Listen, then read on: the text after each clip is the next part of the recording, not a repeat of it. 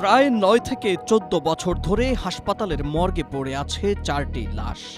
যে লাশগুলো নিতে হলে দিতে হবে ২.৫ কোটি টাকা। তাই তো টাকার অভাবে এতগুলো বছর পরও লাশগুলোর দাফন সম্পন্ন হচ্ছে না।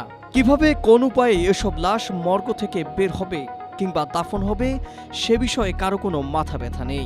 অন্যদিকে চট্টগ্রাম মেডিকেল কলেজ হাসপাতাল ও পুলিশ প্রশাসন একে অপরের প্রতি দায় চাপাচ্ছে। এরকম নির্মম বাস্তবতায় এখন ৪টি লাশের করুণ পরিণতি। এর মধ্যে ৩ জন মুসলিম ও ১ জন বৌদ্ধ ধর্মাবলম্বী।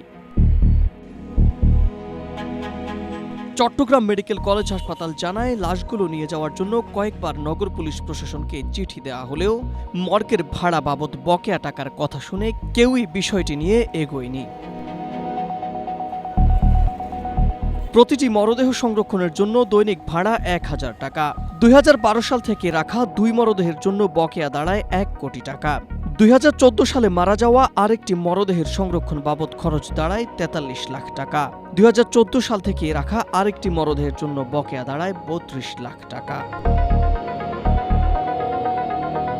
জানা যায়, মৃত ওই ৪ ব্যক্তির মধ্যে ৩ জন মুসলিম ও ১ জন বৌদ্ধ ধর্মাবলম্বী। তারা সবাই মিয়ানমারের নাগরিক।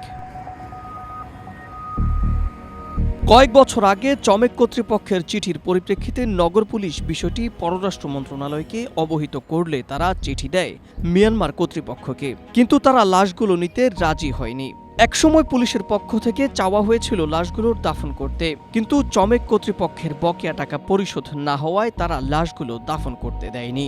দৈনিক আগামীর সময়ের এক প্রতিবেদন থেকে এসব তথ্য তুলে ধরা হয়েছে। Ahmed Imtiaz, Asia post.